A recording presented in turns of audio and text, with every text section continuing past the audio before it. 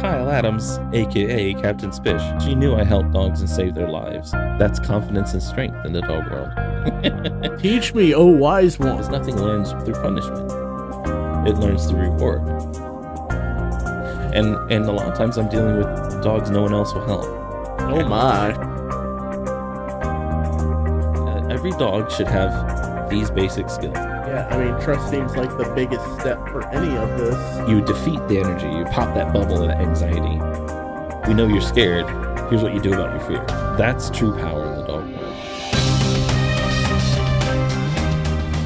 Hello and welcome to Captain Spish Dog Behavior Podcast. I'm Captain Spish, aka Kyle Adams. Yep, and I'd be T Tommy, the one, the only, with two T's, not one.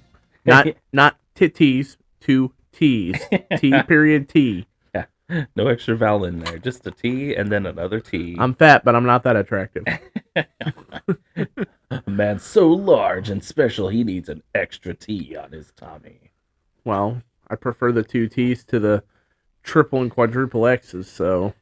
Well, I'll be eating a blizzard a little bit while we're doing this, but I figured this will be our Halloween episode. I mean, you had to do the woo. Scary.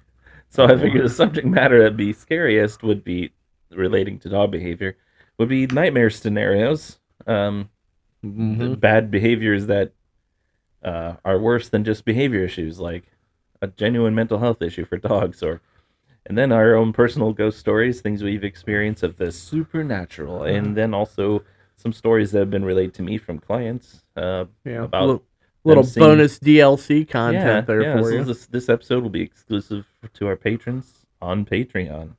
Once we have some. Yes, you gotta have some. Gotta have some.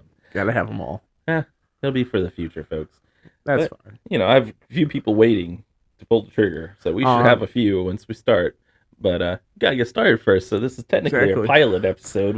We tried recording another episode, and we had some technical difficulties where we had to re-record the episode twice, and we're like, screw it, let's just do something else for now. Yeah, that's usually good to kind of take a break and get your mind right and go right back to it another time. Oh my god, it's a little disheartening. New equipment, who dis, you know? It was definitely like fatigue afterwards. Like don't let anybody fool you. Recording can be very difficult at times. Well, yeah, I mean, it's performance art. It may not be live. You can edit, but ultimately you can't edit content in. You still have to perform the content. So, well, I mean, you do what you can. You do what you can. We got this, though.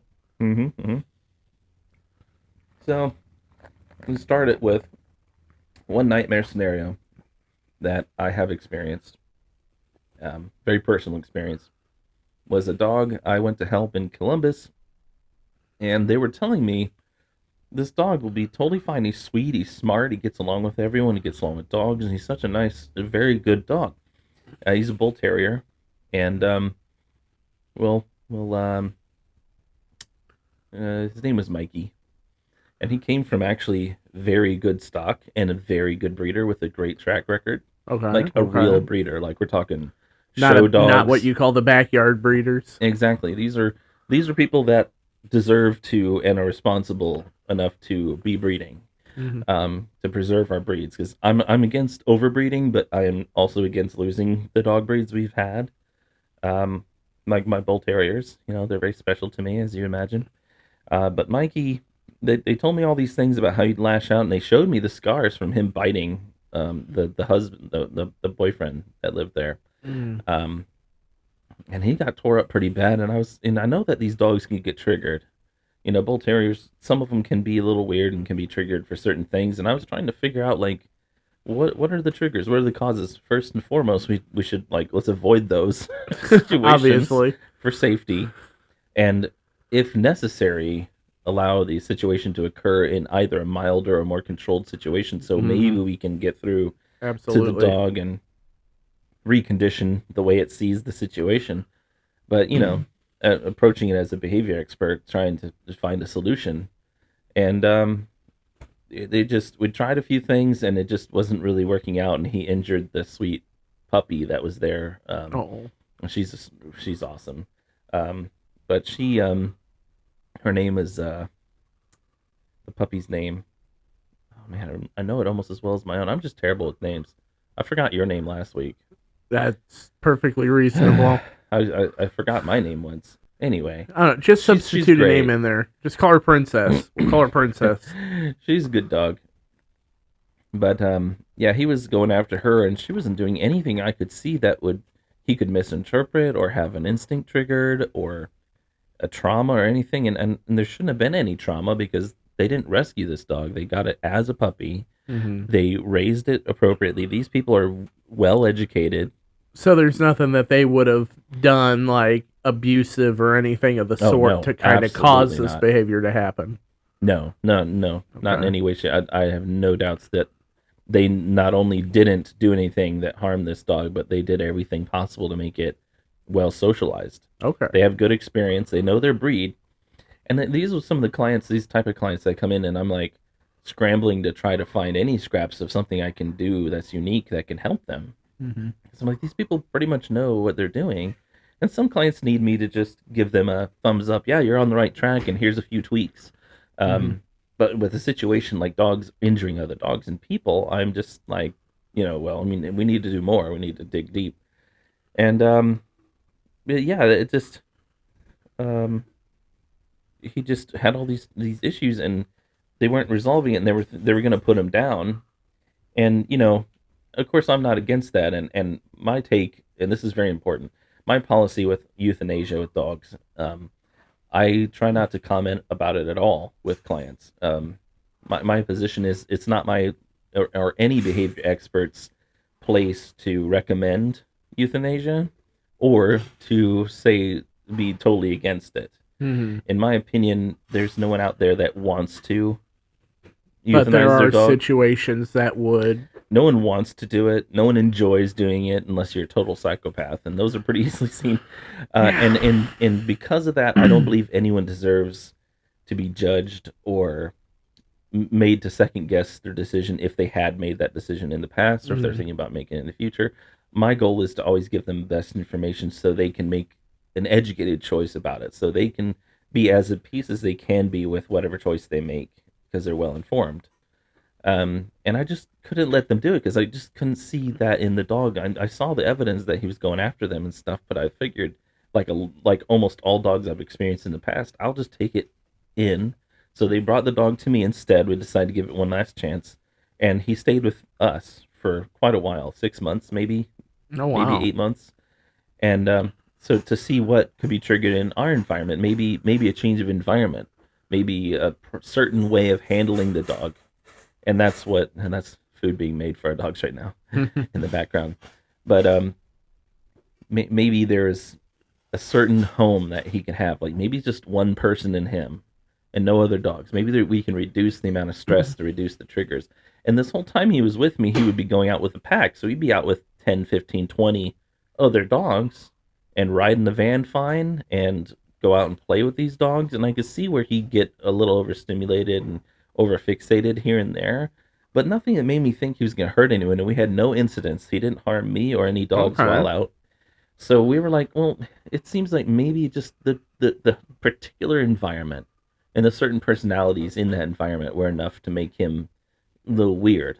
I don't know, because so we decided to try to rehome him. We took him to Tennessee. I drove him all the way down on my own dime to Tennessee, to Knoxville, to these two nice ladies, to adopt him, and I spent the night there at a hotel, once again out of my pocket, and spent the day with him the day before, spent the night, and spent the next part of the next day with him, trying to see if anything would trigger, talk to him about what to look out for, all these things about that I learned about Mikey in 6 months, and everything seemed totally fine. He was like jumping up on their counter and standing in their kitchen sink and looking out their windows and Mm, enjoying being out in the yard. And they had an older dog that was fine with him, and he was fine with it, seemed. okay. And so everything seemed fine after 2 days. So I left and came back to Dayton. And next thing I hear, 2 days later, is like, we can't keep this dog. He's weird. He's going after us and going after our dog. And no one got hurt that instance.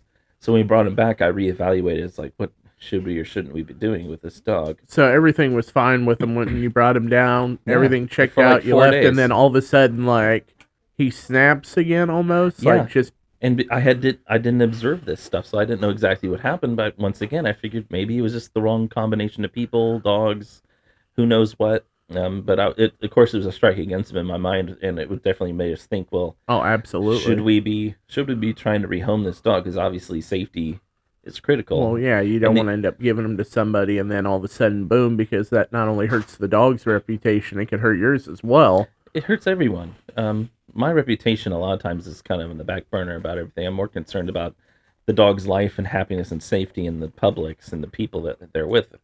Um, if I consider myself those things, I usually don't have to worry about my reputation. Um, but yeah, I mean, there's a liability issue there element. So I brought him back, and we kind of waited a couple months, and we put him back on the market because once again we had him around a bunch of dogs, a bunch of situations, things that should trigger a dog if they have dog aggression or people aggression or whatever. No problems. So we rehomed him with a young man that was just a few blocks away from my previous store, and he did well there. We took it real slow. We had him have like a 1 week at least. I think he actually had him for 2 weeks, and like a trial basis, you know. Hmm. And I told all these people, by the way, they heard the whole story. When I adopt dogs out, I tell every bit of the worst thing about that dog has done and what it's probably going to do in the future. I'm very blatant. So these people go into it very well informed of what could happen and what has happened, that it's serious and that we're not sure about this dog. So no one went into it blinded anyway. So we had this dog for 2 weeks, and we didn't hear any reports anything was wrong or going bad. And the guy's like, I want to adopt him, and so that he paid for his adoption fee, Hmm. and that was it. And I even went and picked him up for a few weeks to go for pack therapy and checked in on him. And everything seemed to be fine. We didn't Hmm. have any reports, and then about 2 months went by, and he called us and was very upset that he just can't keep him because he was going after his girlfriend apparently, Oh wow. and freaking out and going after him. And this guy's tough and great and was just dealing with it best he could. But at some point, he couldn't figure out what the problem was because it seemed so random. There was no, they would just sit there, be relaxed, and then just suddenly, Mikey, his eyes would flip and he would go off. So it was like the situation with the ladies, but just a longer expanse of time in between. Yeah, yeah, because it was less stimulus. There was no other dog living there, and it was Mm. only him living there with a girlfriend that would come in every once in a while. So it didn't show itself for a long time, and it didn't show as frequently.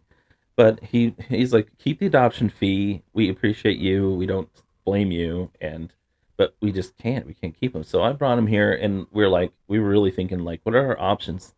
And by that time, we were like, I don't think we should be adopting him to anyone. So then we were thinking, well, can we afford or can we find someone that can help sponsor him for life? Like, would it be reasonable to keep this dog at our place for the rest of his life? Hmm. Treat him as if, of course, he's one of our dogs without all the extra benefits. Like, he'd be caged a lot, not like a ton, but more than we would do our own personal dogs. We'd keep him isolated from our dogs, but he'd get lots of love and affection and play and stuff like that because at the time, he had the entire time that he'd been in and out of our house had never once went after Trish or I, my wife or I. Um, and he never once went after me, like the entire time I knew the dog. But we have boarders and fosters and other things like that, and so while we were evaluating this, we were thinking, yeah, should we keep him around or anything? Hmm. And we had this dog named Chiva that was fostering through Bull Terrier Rescue Mission or Blue Ridge. I don't remember. One of the Bull Terrier rescues I like, and she saw something in him in this mudroom we have here where we board dogs during the winter. Trish was bringing him in to go into his cage, and they have a great relationship, he and her. And Shiva saw something in Mikey, I think, and she started reacting, and that, of course, furthered whatever's going on in Mikey, and he started going after Trish like full Oh bore. wow. And fortunately, she was carrying a laundry basket with her, and she used that to get in between her and him to deflect him long enough for her to get through and into this door, into our kitchen. Hmm. And he was like going after the door and everything after she closed it, and she had to let him calm down. Later, she was able to go in and kind of put him in his cage very carefully Hmm. while she had Chiva out in our kennel. so there'd be no additional stress or trigger. And when I got home that day, I took him out to the kennel and did what I could to trigger him. And I got him the trigger, but I was able to calm him down. But, it took a lot of my martial arts skills to block and deflect and to get out of his way and to calm him. Um, and at that point, we're like, the only way we could keep him on our property and alive would be to treat him like a tiger, where we literally put him in a cage outdoors with a heated setup where we would feed him through a trap door in the cage and not have any real contact with him. And we're thinking that's not life, No. especially a dog that because he was well socialized by his first home. He knows to be affectionate and loved, and he was cared and loved for by every person that knew him. And I just didn't think that was fair, and it's not life. So he's the first dog in my entire 30-year career that I had to put to sleep. Yeah. So I want to go back. What were you able to do to get the trigger to happen? Because right now it just sounds like a whole bunch of random events. I had to basically charge at him and corner him to get him to rise up, because I was like, you know what? I want to see what extreme situation it took to trigger this dog. And it took me basically almost threatening him in a way. I was very quiet. I wasn't aggressive or angry or being noisy, but it certainly was things that people might do accidentally or otherwise that could trigger him. You gave him the impression that he was under threat. Yeah, I was just challenging him, pushing him around, cornering him, talking to him. And it was enough to get him to rise up, because I was like, he just reacted a couple hours before. So maybe he's still there. And so it turns out he just had some brain abnormality that was just very difficult to diagnose and easily misunderstood as something else. And that's pretty much what it was. And so there's no one's fault. There's no I was way going to to say fix there's it. nothing that anybody could really do about that. It was just something in his genetic makeup. Yeah, and I've rehomed a lot of dogs that had weird triggers and that, or could be dangerous if handled incorrectly or misunderstood, and they've lived full, healthy, nice lives in homes. Tons of them, where it's just they needed just the right home, And I was hoping that was the case for Mikey, and unfortunately, it wasn't. And that's still tough on me. That's difficult to deal with. But this is one of those nightmare scenarios, things that just out of control. No one's fault. I no mean, one can stop. in the end, you say it still bothers you and whatnot. Would you consider Mikey's case to be almost like a failure on your part, or just a regret that you have? I absolutely don't consider it a failure, because I didn't give up on him. Failure is when you just don't try, to me. If you try but you know when to stop. And with a situation like that, I always wonder, maybe I should have stopped with the first adoption failure. Maybe I should have stopped before even, after the second failure. Maybe I should just run it. But I'm not quick to make that choice, especially since I've never had to before. Because I've never encountered in my entire, like I said, 30 years of working with dogs, I've never encountered a dog that I had to put down. I had no other choice. And I knew it was possible. It's not like I didn't think that was going to happen. And, I'm not a miracle worker, and I'm not a person that thinks all dogs can be helped. Most can be, but given the perfect situation. And even then, there's dogs like Mikey. Yeah. I can't imagine that's a good situation for anyone, let alone we're as well. Well, so. Because we chose good homes that were experienced and well briefed, no one got hurt, not severely anyway. And that's the thing. I actually want to make a whole episode about rescues and do's and don'ts, and what rescues that are reputable, what they do and don't do, and what they should be doing and what they shouldn't be doing. And this is one of them, is to be deathly honest to people. I'd rather lose a possible home, because obviously if certain news or certain things about a dog is enough to make you not want to adopt them, then that's a win, because it means you're not the right home. Right. It's simple as that. And so you have to have guts and bravery to be a true rescue.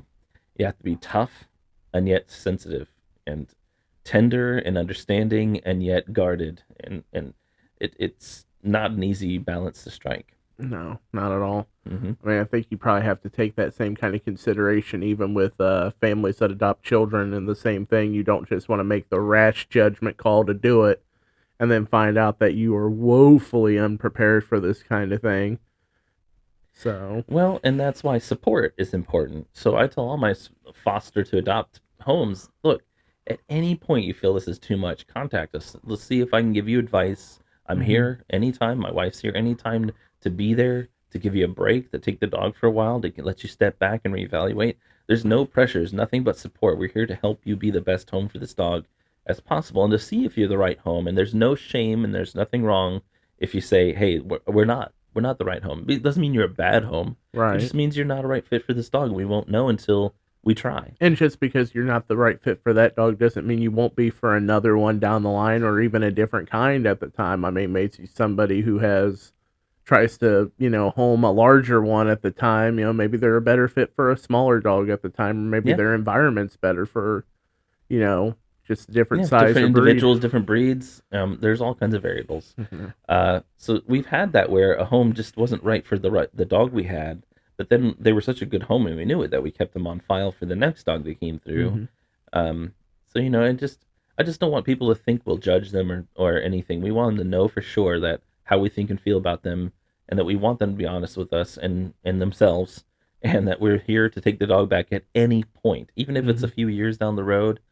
No judgment. If you're like, we can't keep them, there's this situation, blah blah blah, their behaviors Mhm. change.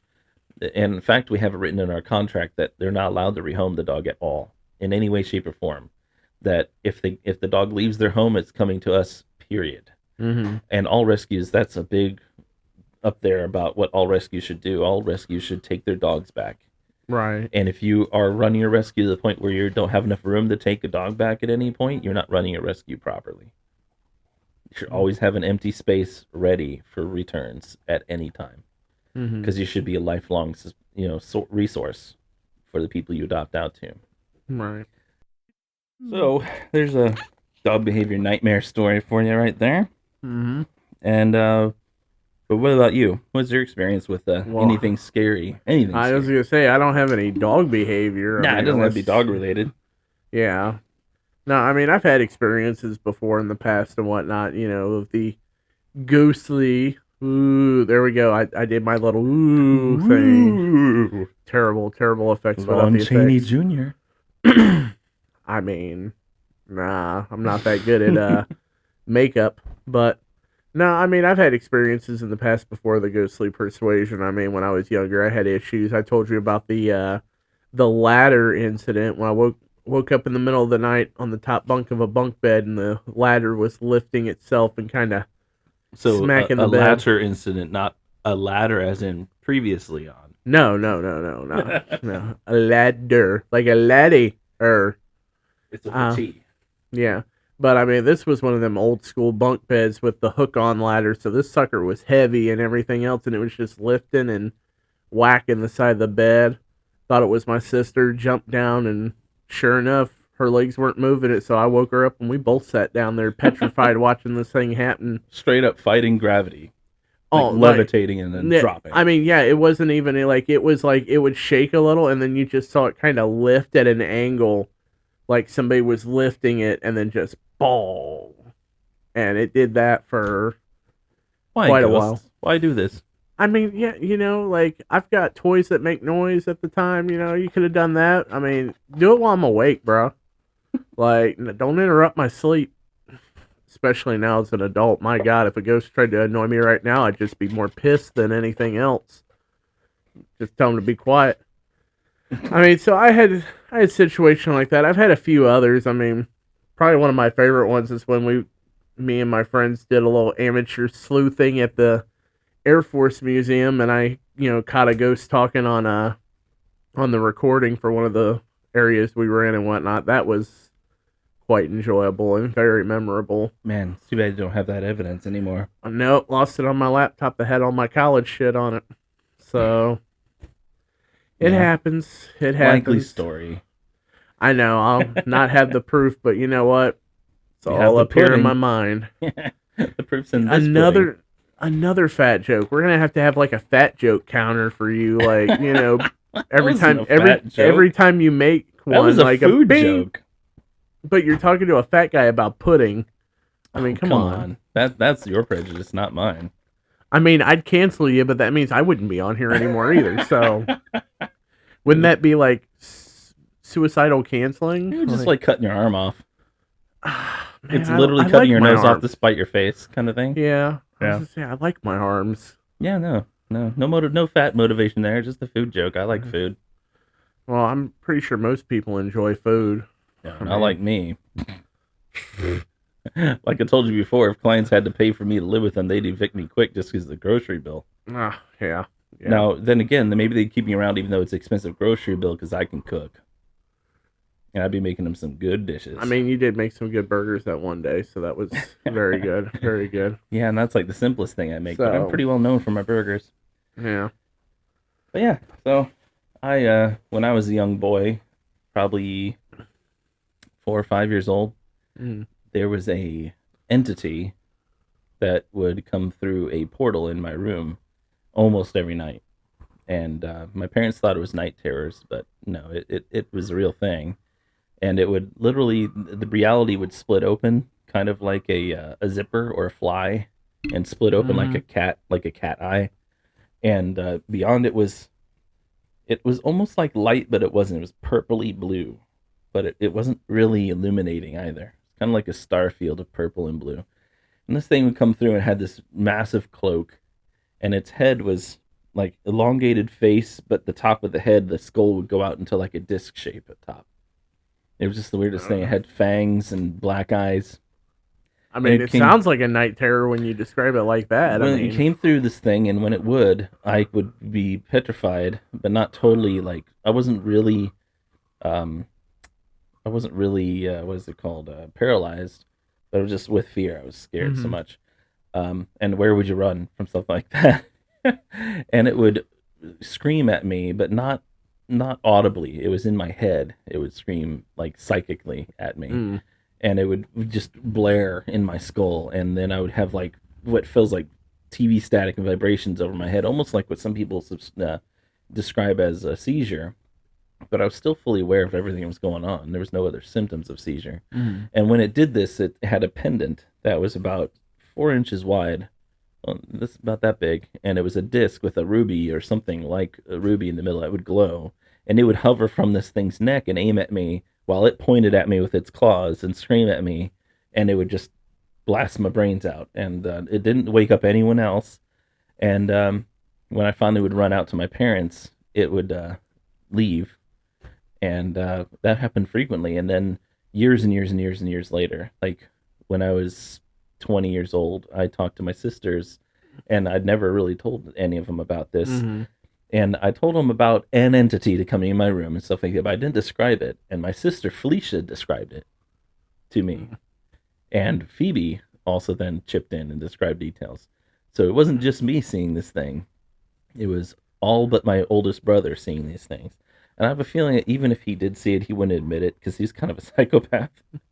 And So what you're trying to say is it worked on one of you.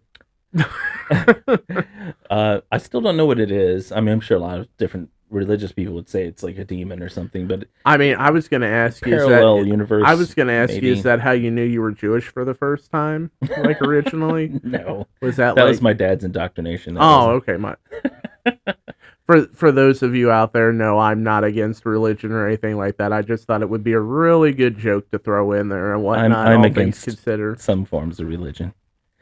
I'm against deistic religions and theistic religions. To me, religion is part of the human experience and part of our evolution. To get together in groups to chant or sing things that we all know that makes us feel connected. It's part of who we are. There's nothing to be ashamed of with that. But things like places in Christianity and Judaism and a bunch of other religions kind of think they have a monopoly on the religious aspect and the community aspect and the everyone being connected aspect, and you don't need those things to enjoy those things. Right, You right. don't need to be theistic or believe in a god or anything else like that to You don't religious. you don't necessarily have to be religious to be able to enjoy a religion of some kind or a faith of some kind. Well, yeah, you don't have to believe in a deity or a god or any kind of woo to believe in to exercise a form of religion or community. Mm-hmm. Like I said, I'm developing my own religion called Spicianity or Spistianity. I haven't figured it out yet. I would throw the Chianity in there because The T, no, yeah, you gotta Spistianity. yeah, you gotta do that. To That me, gives it a little. Spicianity would be just like spishiness and belief in dogs being great beings that love you and that you connect with and that save you. Um, so, uh, dog is my savior. Well, hero's my dog savior, and a lot of us have different dog saviors. And to me, that's something real, and they actually do something real for you and can be there for you and actually make a real impact on reality. And unlike a god, so it's not that I worship the dogs, but I think they deserve adulation and elevation as who they are, just for being who they are. And that's kind of what my religion's about. And I think that community I could create and connect with people would mean something to me and other people without having to involve. It's not really a parody of Christianity. It's why I kind of debate about the T added. It's not on the level of, say, the Church of the Flying Spaghetti Monster. No, it's not meant. It's not meant to it's be. not meant as an actual parody that some people actually pick up on as it's not a big skew to other religions. It's just It's an alternative, non-theistic, non-woo religion about actual reality and animals that we love. That's just my monitor. And why we love them and that they deserve that love and that adulation. Right. Absolutely. Yeah. No, nothing wrong with that at all. Yeah. So there's nothing negative about it. Of course, unless people want to see it that way, that's up to them. You want to see something negative, you can, and that's just you losing out on something. So, yeah. I mean, look on the positive side of everything. I mean, there's always something positive. There is. And to me, any person with a brain or without one can see negative in the world because it's so not, obvious. It's so not hard to see. It's very obvious anywhere. Yeah, absolutely. And for some reason, our monkey brains are written to enjoy negative a lot more. I think it takes a higher vibrational being, you might say, for some woo in there. It takes someone that is truly wise to, yes, there's negative things and they need to be dealt with, but you have to intentionally acknowledge and look at and elevate positive things to bring them out from the muck. There's plenty of good things too. It's just not as obvious to our brains. It's a 50-50. You got to kind of train yourself to look for the good and always be hopeful, that kind of thing. And that's a message I give to my clients. Well, I mean, I would imagine so, especially when you have a dog situation like Mikey. You definitely got to try and look at the brighter aspect of it. You know, you want to have that hope. Even though he had a brain issue and obviously a problem, it wasn't anyone's fault. There's no one to blame. And that's difficult for us to accept. Yeah. It really is. That's scary in of itself. There's no one to blame. It means if there's no one to blame, that means it can't be prevented. It can't be predicted. And we don't like that. Our brains just can't handle that. But to me, for our own peace of mind, our own intelligence, we have to accept that that's how this world is. Things happen at no reason sometimes, no fault of anyone's. And we just have to accept that, yeah, he was like that. But Mikey was still who we thought he was as well. Right. He was a loving, sweet, and intelligent dog who was loved by all, who was handled properly, who was given multiple chances, absolutely every chance in the book to show us he wasn't also that negative thing, and he had absolutely every chance. So I don't regret anything about what I did or didn't do with him, and we pushed it to its logical end, short of allowing him to hurt anyone, right, and including himself. And no matter how unfortunate it was and how much we wish we didn't have to do that, that's just what it was. It's part of love. Yeah. That's part of loving someone, is accepting the good things and knowing the bad things and making a choice for everyone's best interest. So, I mean, what would you say would be another kind of nightmare scenario? Maybe not necessarily one that you've encountered, but one that you know of, pertaining to, dogs ownership, anything of that sort. Well, I mean, there's varying degrees of nightmare. Like, for instance, my Kobun, he was in a home before me, and when they brought him to see me, because they just wanted him to see me, because they knew me, and I fell in love with him immediately. I was like, oh wow, this dog's awesome. But a great bull terrier, but not a good first bull terrier. This was these people's first foyer or into bull terrier existence, and believe me, every person who gets a bull terrier, including myself and our family, the first bull terrier you get, you're like, we thought we were prepared. We did lots of research. We picked out the individual that works best for us.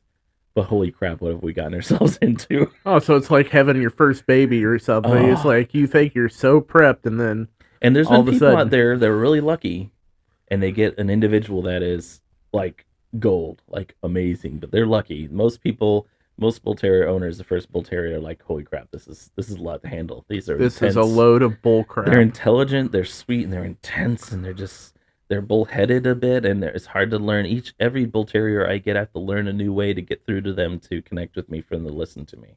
That's the challenge. That's what I love about them. But a lot of people aren't ready for that. So these people have had Kobun, and he came from a breeder in quotations, Mm. and they shut down later, like soon after. He Oh, he has I wonder Luxing. why. He's too small for a standard bull terrier. He has Luxing patellas. He has an underbite. He has bowed legs, which all has led to arthritis by the time he was a year old. Oof. By the time he was 3, we had to start him on Adequan, which basically saved his life. That's why he can still walk and move and still do well. Um, so yeah, not great breeders. But anyway, he has what they call hyperarousal syndrome. So it's under mostly control to some extent, which control is just dealing with it when it rises. So when he gets really excited, really emotional, just happy or excited to be somewhere at an event, he will just build and vibrate and then start screaming and jumping up and biting and freaking out, and it looks like he's lost his mind. And he kind of has, all for positive reasons. Mhm. And it doesn't feel great when he chomps on you a little bit, but he's not intentionally harming you. He's not really attacking you. But if you've never seen that before, especially when you never had a bull terrier before and you never felt how strong they are before, Mhm. it's absolutely terrifying. And it seems like random aggression. And they thought he had sudden onset aggression, which is something that can happen with these dogs, which is kind of what Mikey had, but not. Mikey had something else. But sudden onset aggression could just be like episodes of sudden onset, like random aggression. But I tried to help the people understand how to deal with it, and even and it just try to tell the client, well, just take the bites. No matter how freaked out he is, don't be freaked out yourself. All these things that just is just too much for the average person to just do. Mhm. So they surrendered them to me, and I dealt with it, and I continue to deal with it. And now that he's 9 years old, he just doesn't do it as frequently or as intense because I never feed back into it.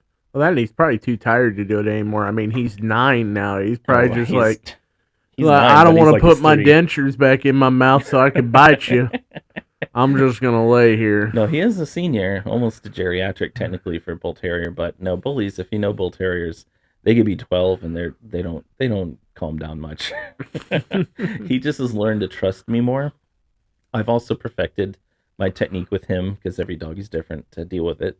Mhm. But that's a nightmare. That's something that a lot of people are worried about encountering with bull terriers is some kind of behavior that seems to be out of the ordinary and intense, and they don't know what to do about Yeah. it.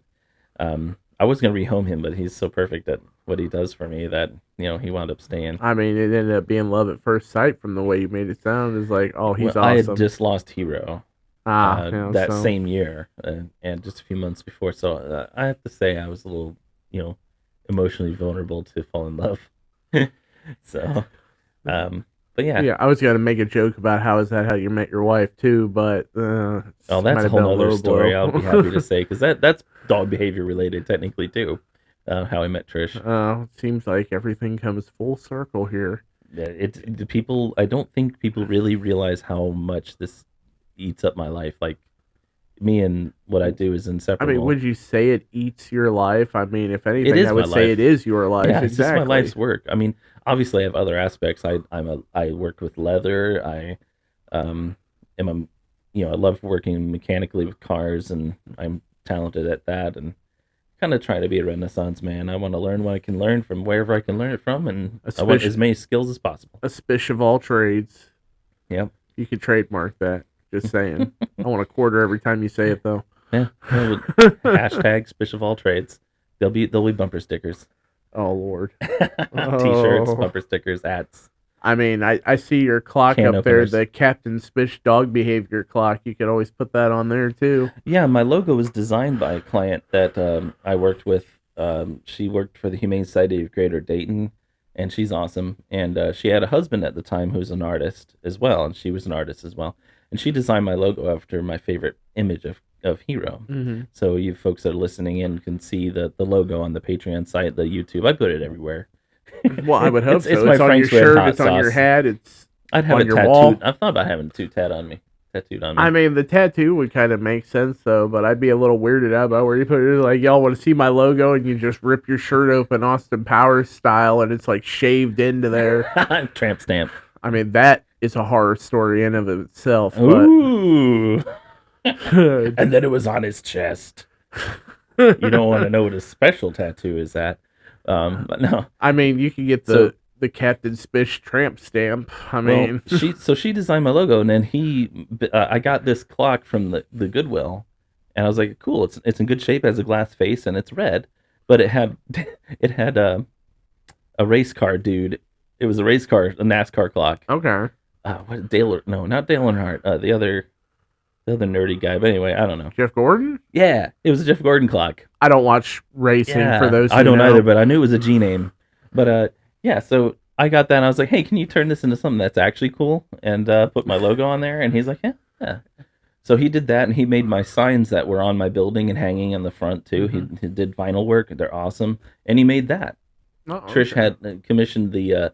There's a piece of artwork on my wall that looks like crumpled up paper in a frame that has a bull terrier silhouette with various words, and Hero is prominent in the middle in red, and yeah, it says, I see love is as well. "Yep, there's love and loyalty and all the little things, little personality traits and good things and quirks about Hero, all written in letters all over in the silhouette." Mm-hmm. No, it's nice work.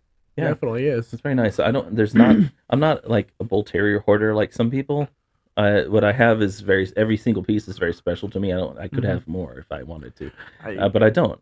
What is here is carefully curated, no matter how messy it looks in my room.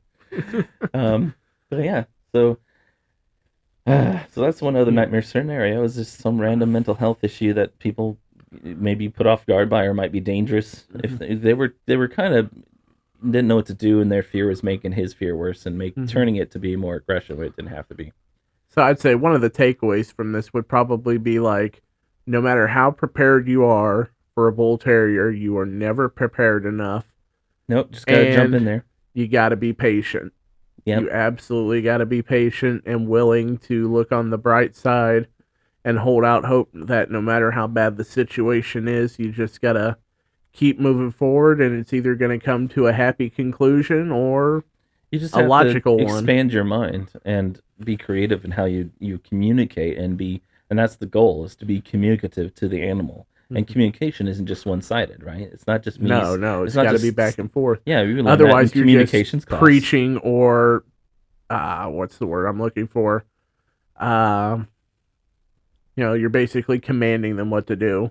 You're telling them. You're not communicating. Yeah, a lot of people, I think, whether they realize it or not, kind of see their relationship with their dog like master and slave. And and I've never referred to anyone as a master. I the general term I give is handler, like the handler of the dog. But Mhm. really, and that's gonna be a whole nother episode. Is just about leadership. What's the leader in the dog world, and like what it really is. And I think a lot of us have a very authoritarian idea of that word. And maybe I should find a better word for it. But it's just like I being mean, I think handler is a decent, because it's still somebody who's in a power position, but it's not necessarily one that commands absolute loyalty and I guess you would say respect to. it at least is a blank term that doesn't carry much baggage with it that we can then assign meaning to. Unlike leadership, which has the baggage. But a leader in the dog world is like being a parent. It's a loving thing. It's doing its best for everyone involved and being considerate of everyone involved. It's not just I say this, you do this, and you should care about how I feel, and what you feel is irrelevant or should be swept under the rug. And that's how a lot of people kind of inadvertently see it with dogs. And Is that kind of why, like, when you take out a group of dogs, you call it your pack and whatnot, because you are essentially being the parental figure? yeah, I lay Making down sure the they're taken care example. Yeah, I lay down the example of the mentality and the way to deal with feelings and negative and otherwise, and that it's okay to have those feelings, but here's what we do about it. Here's what we don't do about it, or here's how we take a break because everyone needs to Mhm. chill out. Because even me, because it's just too much. It's okay. We all have our limits, um, and just having an understanding. So it's communication, like we were saying earlier. It's I form a message, I send it out, the other Mhm. decodes it, and then forms their own message about that and sends it out, and vice and so on and so on. Mhm. And so you have to think about it being communicative with your dog. It's a relationship. It's not a dictatorship. It's not, authoritarian. It's It's one more of us than may know more about the situation right Mhm. now, but you have valuable information and insight to give me too as a dog. Right. It's more than just having a quote unquote a pet as it is. It's a Yeah. real relationship. It's not Hmm. just, oh, I have an animal that I can occasionally be comfortable with and oh, I got to feed and clean it up after it and that's about the end all be all. Hmm. It's a lot Yeah. So more than that. people think of it like livestock, and I have my opinions about that too, where livestock even shouldn't be treated that way. But that's where a lot of our mentalities come from, is those cultural norms of an animal's an animal and they all should be treated about the same, and they're subservient and they're under you and they're less than human. No, Mhm. you're an animal too. You're just an animal that uses iPhones, walks upright, and has opposable thumbs. That's about it. You have all the same instincts. You have similar thoughts. You have feelings, and you all have a right to them and a reason for them. Absolutely. I mean, I totally agree with you on that aspect. I mean, that's one of the reasons why I never really had a pet. I mean, Hmm. aside from, a random cat that we took in one time, and I haven't had one since I was a kid, dog wise, just because it was always my parents that did it. I would always take care of them, but that would be the extent of my relationship. I would feed them, I would water them, I would clean up after them. And I mean, they were good to have around. They were nice company, but I mean, me personally, I just never really could form more of a relationship with them than that. It's probably why I'm not so much more of an animal owner now, other than the fact that it would be expensive as hell in the apartment that I live in. An extra $300 a month just to have an Hmm. animal that I'm already gonna have to pay more for. Yeah, there's I a certain mean, level of responsibility. You have kids and stuff too that visit, yeah, and but I mean, I wouldn't really because they have dogs of their own at oh their sure, I'm home just and talking about the whatnot. added Oh expense. Like yeah, the money would be absolutely. better to take care of Yeah, I was gonna yourself. say, as far as an animal coming in is concerned, I wouldn't be too worried about my children adapting to it, or even vice versa, because I mean, I do know enough about an animal that it's like, if it shows even the slightest hint of not being happy with other people coming in, I mean, it's just got to go. That's just the situation that I'm in and whatnot. Yeah, which means you probably shouldn't have an animal in that It, and situation. I'm comfortable with that. I That's mean, part of being responsible, is just yeah. not doing anything I with the mean, animal. maybe down the line I'll be one of those like lonely cat people or dog people. I mean, it would probably be preferred to be dog, especially considering this is a dog podcast. But I mean, nothing against cats either. Like I said, I Oh had one no, for a few years. I Good. love animals of all types. They're just more asshole than dog, I would say, because they just don't care sometimes. Yeah, but that doesn't mean they're an asshole. An asshole means to be intentionally douchey to somebody, and Yeah, cats them cats just that are up on the counters and just look at you and then knock something over and then be like, "What? What? What? You ain't gonna do nothing. Feed me." well, sometimes they just like to get a rise out of you. Cats are very independent minded, and they're more instinctual. They're not truly domesticated. They're actually technically domestic wildlife, is what they're classified as. Yeah, but they're domestic wildlife that you can legally own. I mean, Yeah.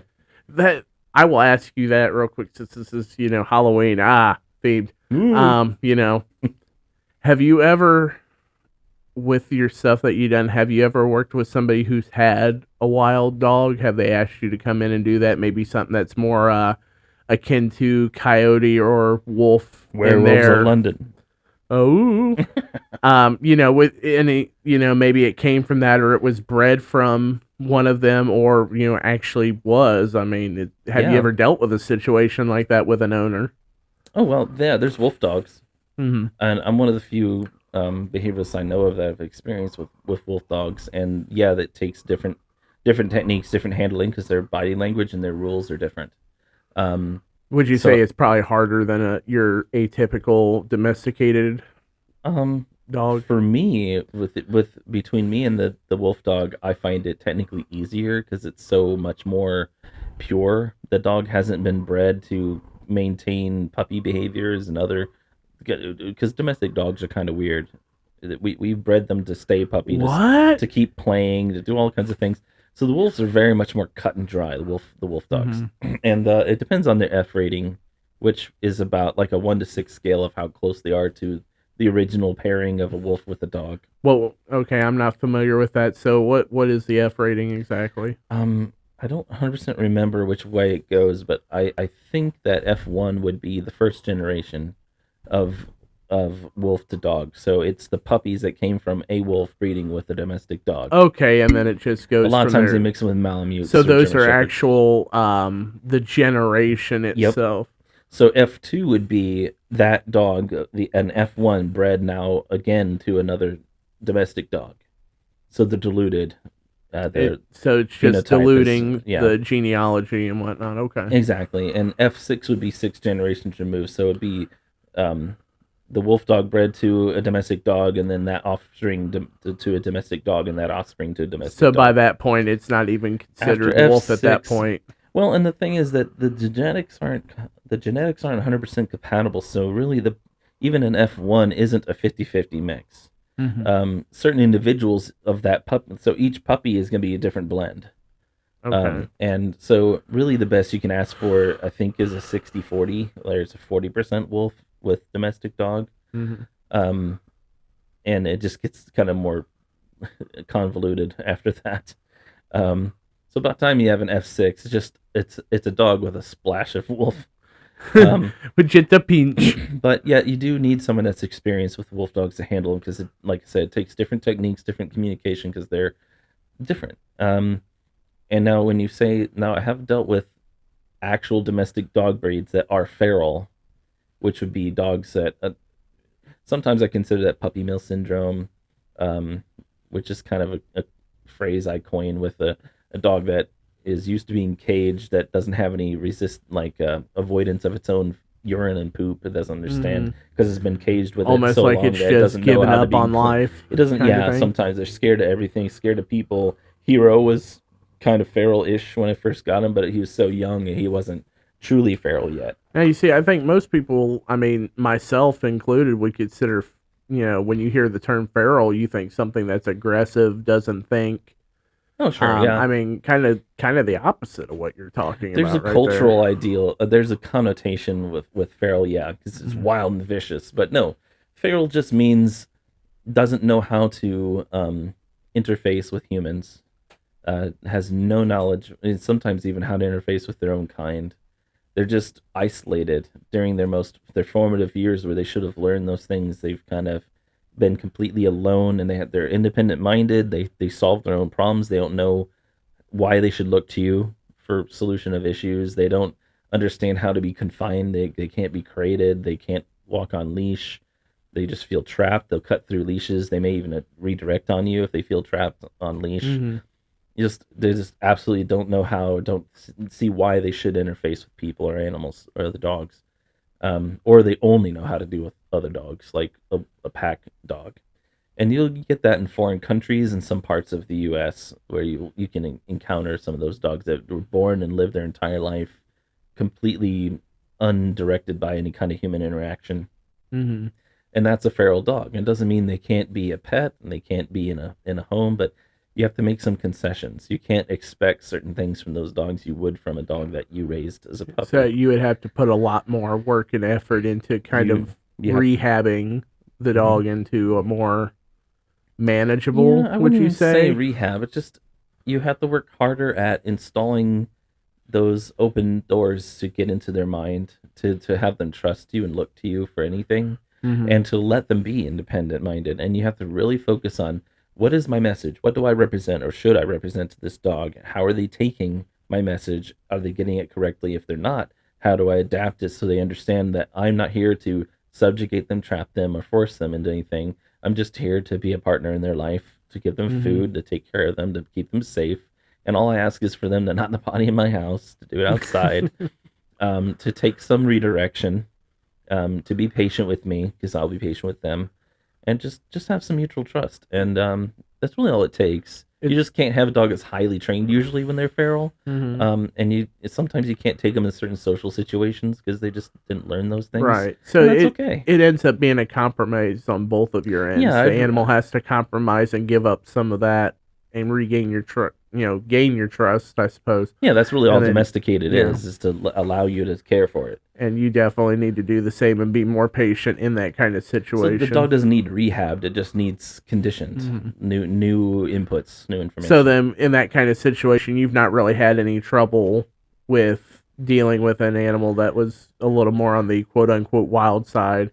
No, I've had clients that have because they have unrealistic expectations, which would be minimal expectations from a dog that was raised, that wasn't feral. And that's the difficult part isn't dealing with the dog, it's actually helping the people to accept and the dog for who they are and what they are and to love them for that and Hmm. to let go of a lot of their preconceived ideas and to accept it. So, you know, I people understand. stuff. It makes a lot of sense. Makes a lot of sense.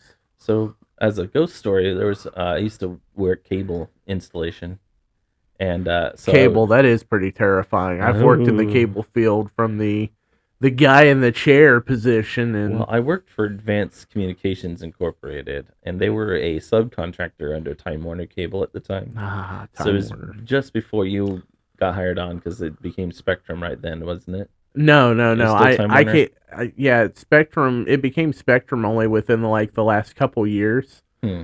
I think It you're was right. Time Warner That's for the six longest years. time, but we had to deal with Cable Express installers Oh and those God, they were the guys. worst. Yeah, Ugh. yeah, I had that to was. clean up after those guys so many times. I've sent technicians out to clean up after those guys. I can tell you how many people would be like, "Don't send one of them to me if you're going to Oh yeah, install it would be me," on the paperwork. It'd be and they like would have to wait even longer just to make sure.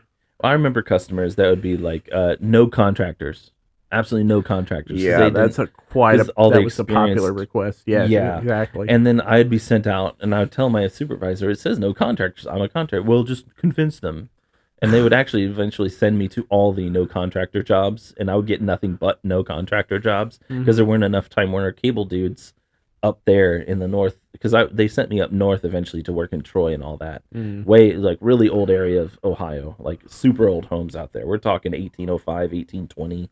A Hmm. lot of these homes, like just raw timbers for supports underneath. Like seriously, you could go under there and it's just a pine tree, just knots, just branches coming out of them and everything. They didn't even hew these things. They just take the bark off, throw them under there, because settlers, but yeah, so I would convince the people. It's like, look, I'm the contractor to send out when you've had a bad experience. I'm here to listen to you. I know what to do, and we'll get this done right. Okay. Hmm. And I never had a customer like totally turn me away. Usually I solved the issue, and that's why they kept sending them to me. It's like, man, why can't I be a jerk? I just need to be a jerk for a little bit, so they quit doing this to me. But anyway, so back to the ghost story. So I've always been sensitive and medium-ish, connect with the spirits, hear, see things. And I was working on, and I was helping train a guy that was going to success, go into the group. And so we went to this basement, and we were checking the connections, toning out some lines, seeing where they all went. And we go down there, and there's these two shadow figures in the corner with glowing red eyes, and they're like almost 7 feet tall. They're just in the corner staring at me, and I'm not used to anyone else seeing them. It's usually just me. Hmm. So I just pretended they weren't there because sometimes it's a good choice just not to engage them. And I'm going over, and I'm kind of I have goosebumps up, and I have electricity going through me. And I'm over there, and I'm used to seeing these things, so it wasn't fear. It was just my body reacting to their energy. And I was checking out the lines, and the guy I was training wouldn't turn his back to them. I was like, I wonder if he sees them. And he's like, dude. I was like, what? Like, what are those? I was like, just don't talk about them. Don't engage them because then they'll come over here. They know you'll see them. And just then, this thing moves so quick at us. And this, like warp speed, these two things dart at me. And I see my trainee just jump backwards and fall into a pile of like boxes they had in the basement. I swear the guy peed his pants. He said he didn't, but I saw a little puddle there. And I hear, and it's me. The thing punched me in the freaking back so hard that it thumped, and the guy had turned white. my trainee looking at me like, he's like, God damn, that thing just punched you. I heard it. And I was like, yep, I felt it. Let's get done and get out of here. I was like, connect everything together, get the fuck out of there. And we go upstairs, and the guy's laughing. The person that owns the house laughing. And he's like, did you see him? I was like, well, yeah, thanks for the heads up. He's like, man, no one else ever sees them. And it's, and we're like, we need to finish this job and get out of here. But that was one of the houses that was built in 1815. Sounds like you need hazard pay for that kind of thing. Oh, man. Speaking of hazard pay, ooh, there were ghost poops in the attic in Texas. Wait, hold on. Ghost poop? Well, they weren't. I doubt Ectoplasm, you mean? Ectosplasms. No, it wasn't actually. Are we sure ghosts. the guy just wasn't masturbating in the attic? Is that what I mean? Adult parental discretion advised. What is it? NSFW? Is that what NSFW they call that? Warning. Spoiler alert. Oh wait, no, that wasn't spoiled. But no. So in Texas, I worked down there. They sent us down there when work would dry up here. So I spent like a month down there, and they didn't have basements mostly down there because the way the ground was and the water levels in the ground, I don't know.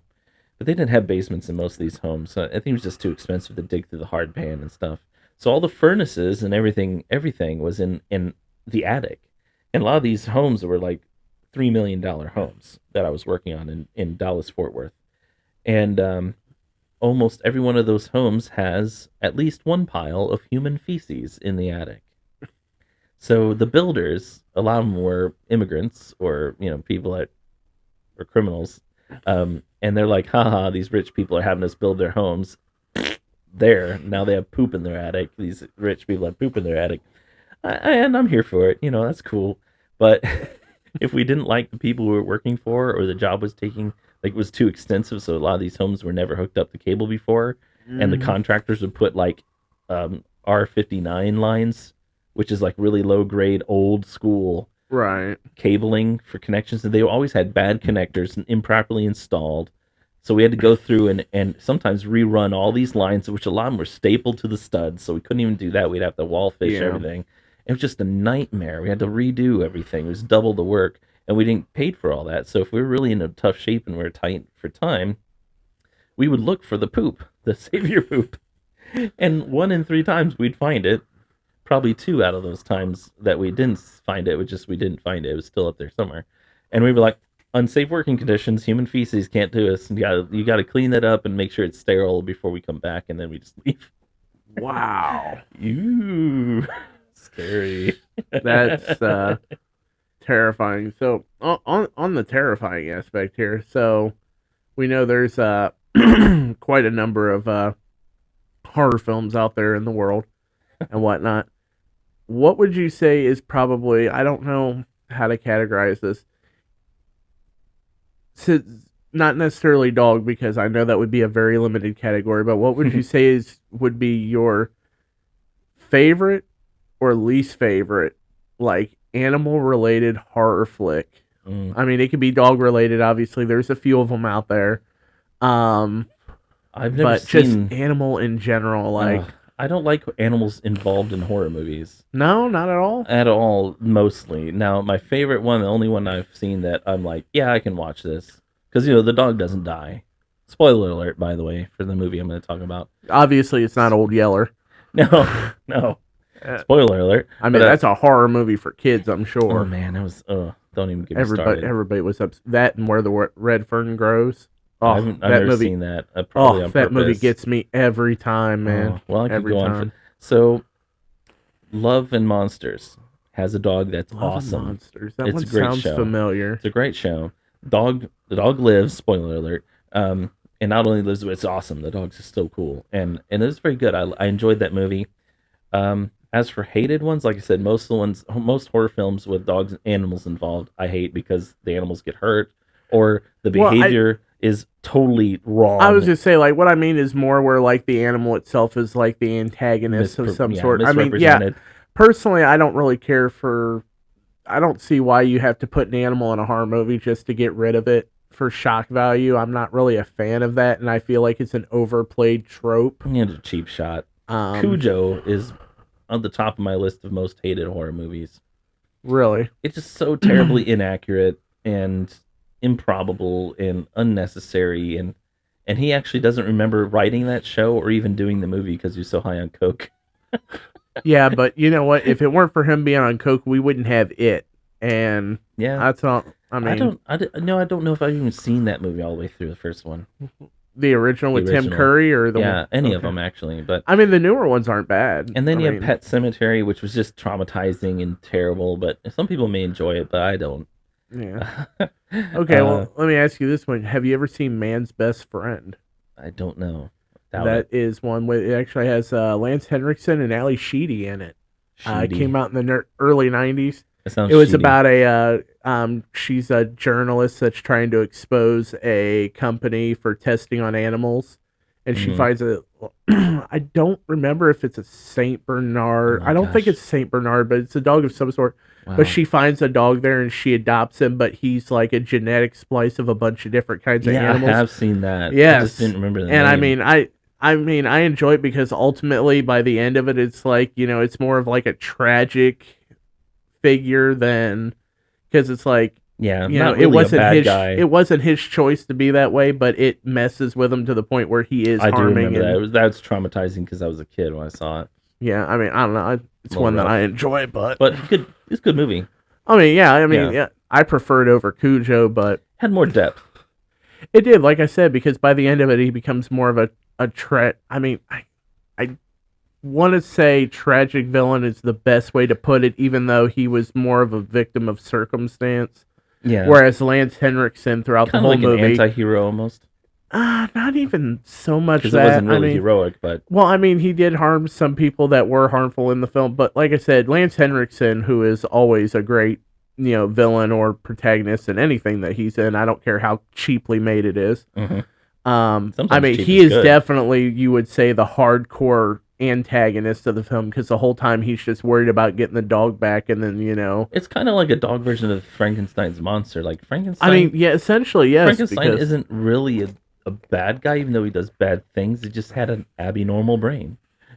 yeah, but somebody needs to do an actual proper adaptation of that book because the book is so good. I mean, Mary I Shelley's? love I love the original. Mm. The original film is still great in its own right, but Yeah, well, a proper adaptation would really flesh that out for people. And they tried to do it with the Mary Shelley's Frankenstein with Robert De Niro, but it doesn't hit the mark like the book would. I think that books will always, and I love movies. I love movies, but books will always be superior to movies. There's no replacing the monologues, the internal monologues, the see- imagination. See, I will what you can say do for I will yourself. say 90% because I'm gonna tell you right now, the book The Lost World. Oh God.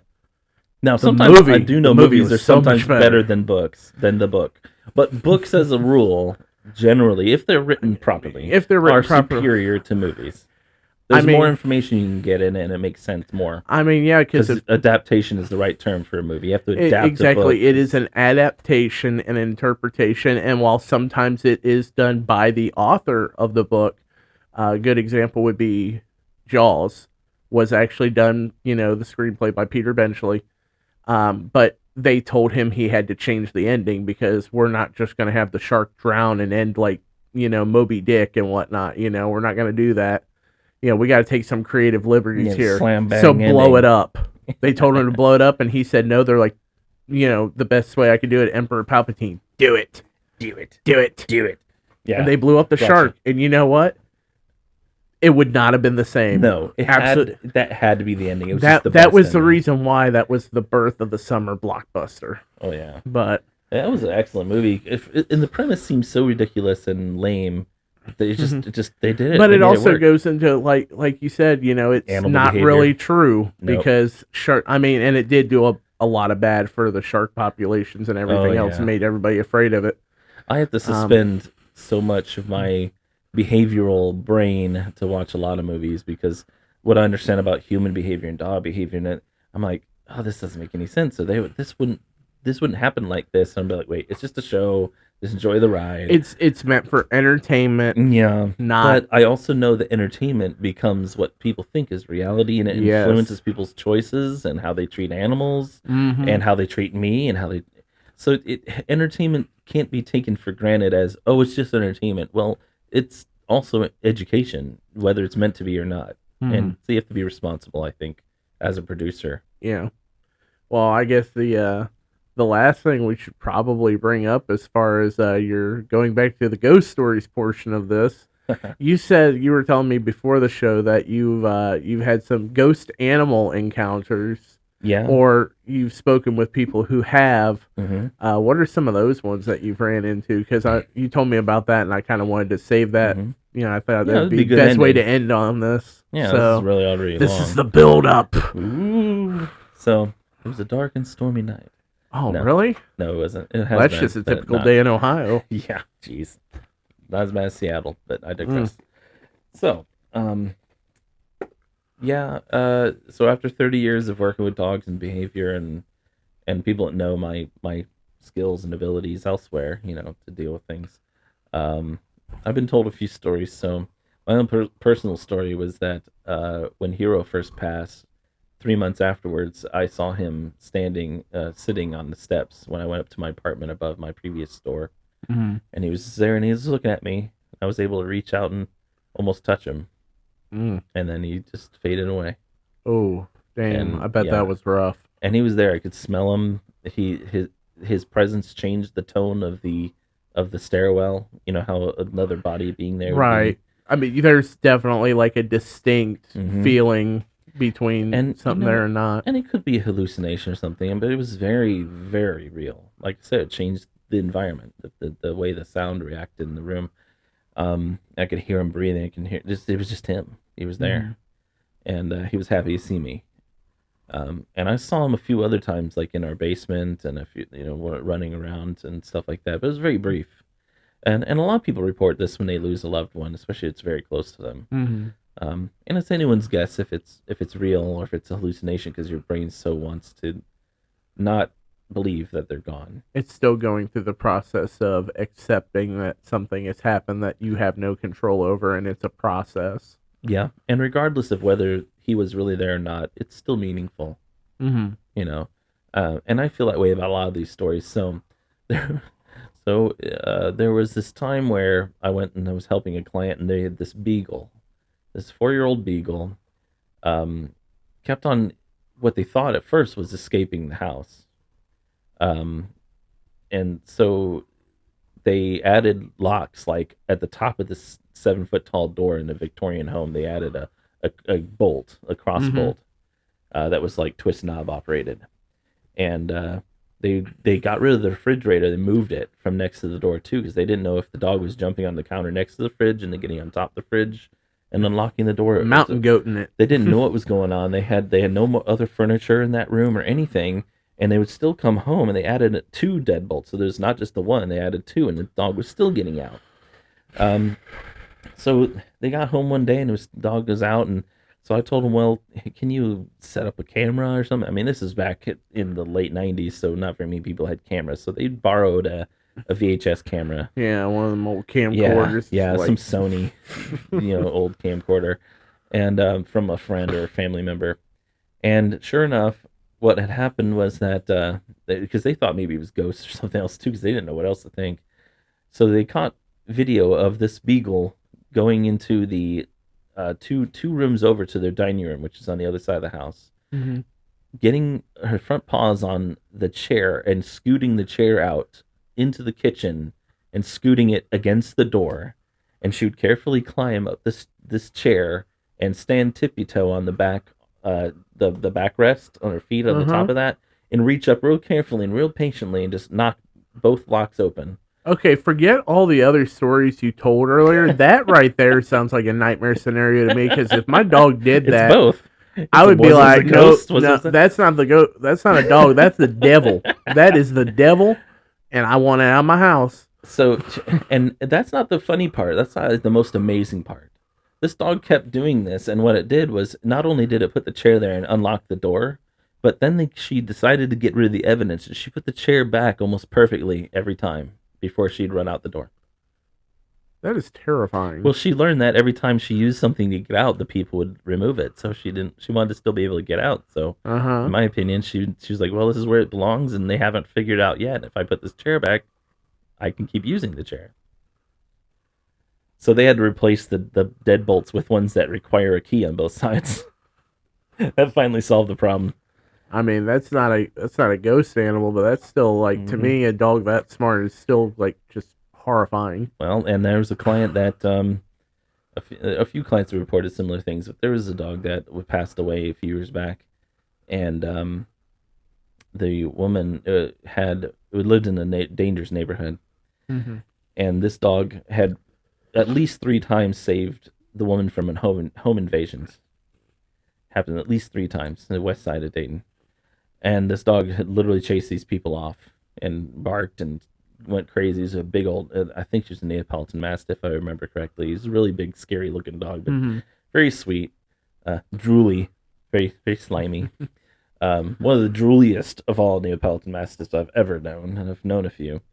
But this dog passed away suddenly of cancer, devastating for the woman, and not only because she loved the dog, but of course she didn't know how safe she'd be from then on.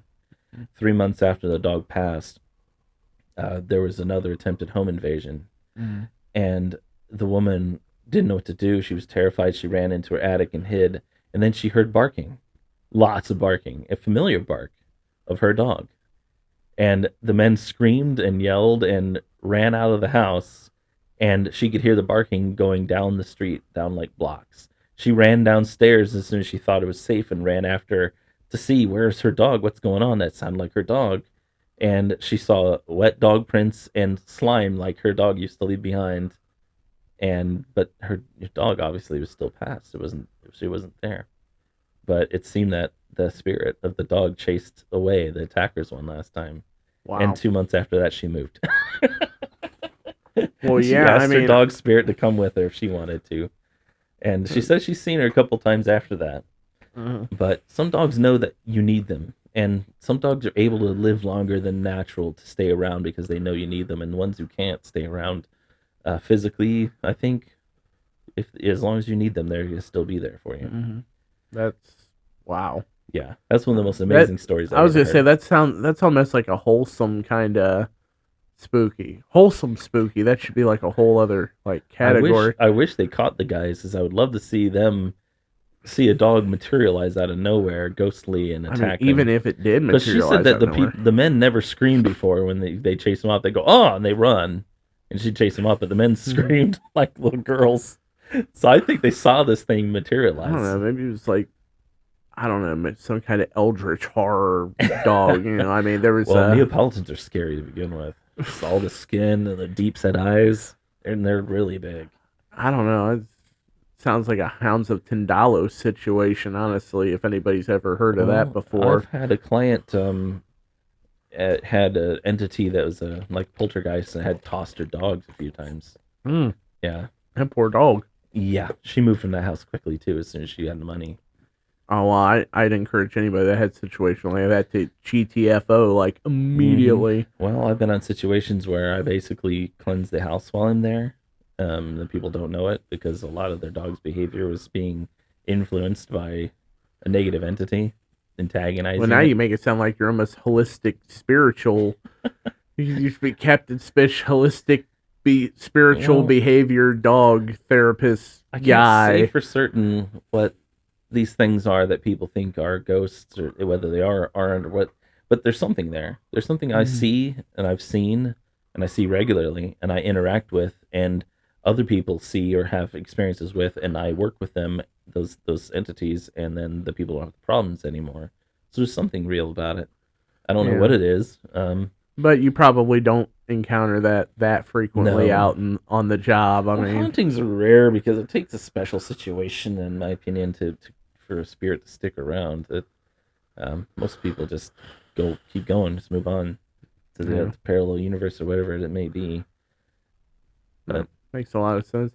I'd probably say if anybody out there has any stories like that, please let us know. I would love to read some of these. Absolutely, because if anything, maybe next year for a Halloween one. Maybe you could do a live one if this thing is That still would be going by awesome. then. I would like to make Yeah. this a tradition. I mean, it just happens to be pretty much the first episode we successfully recorded, at least as far as we Successfully know. being the key word Yeah, here. as far as we know, as long as this doesn't fail. But I'll leave you with one last story. So Trisha's heart dog, my wife, Tigra, she had this dog from a young, teenager up through young adulthood, through her first house and her first serious relationship and her first marriage and all this stuff, and just been with her through so much, and so Mhm. much pain and so much difficulty. And Tigra was just a very special dog. There's no dog I've ever seen since that looks like her, but she was floofy and brown and medium sized and just so smart and tough and very intelligent.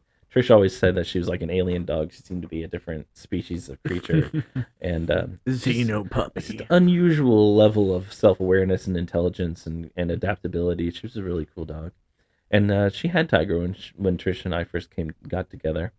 Um, Tiger, I think, passed away either 15 or 16, 2015 Mm. or 2016. Obviously, very extremely devastating to Trish. It was kind of sudden and kidney failure Ooh. out of, and Okay. maybe a brain tumor too. It was undiagnosed. And this dog survived survived being in bloat for hours and still came out on top and survived. This is extremely rare. It's a very tough dog. Knew that Trish needed her. Um, and so only a year or two after we lost our boys and went through all that trauma, so Trish really got a 1-2 punch.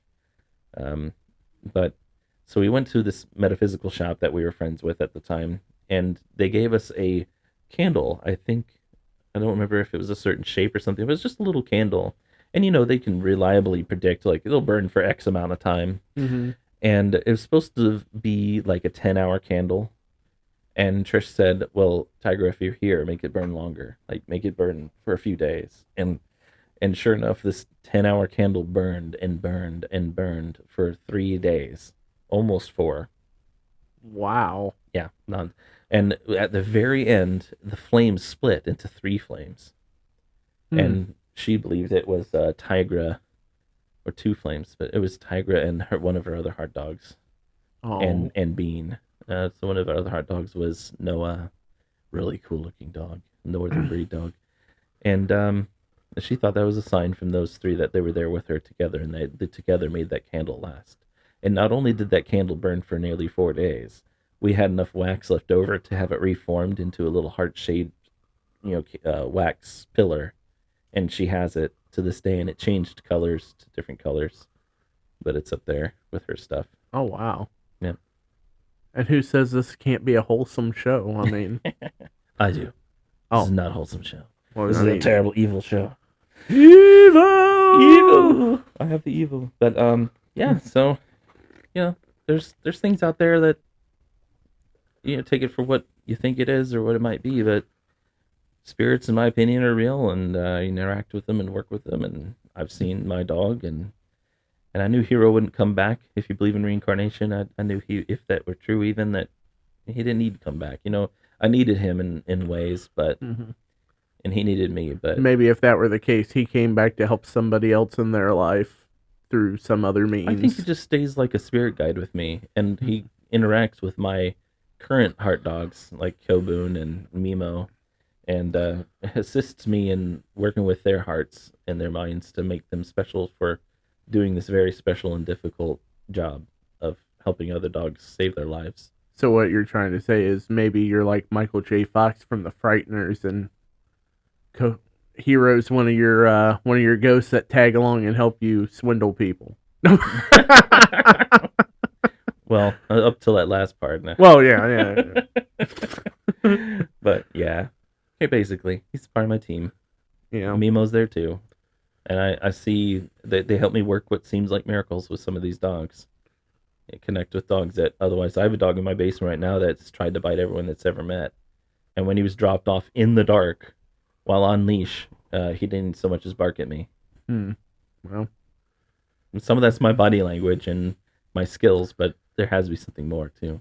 right. And that's pretty much it. So, ooh, Yeah, I know. Go tell me some of spooky. your ghost stories, and maybe we'll do this next year. We'll have to write down some of any new stories. if we last this long, maybe we can pass along some of the stories that I don't people think have the shared. network will cancel us, sir.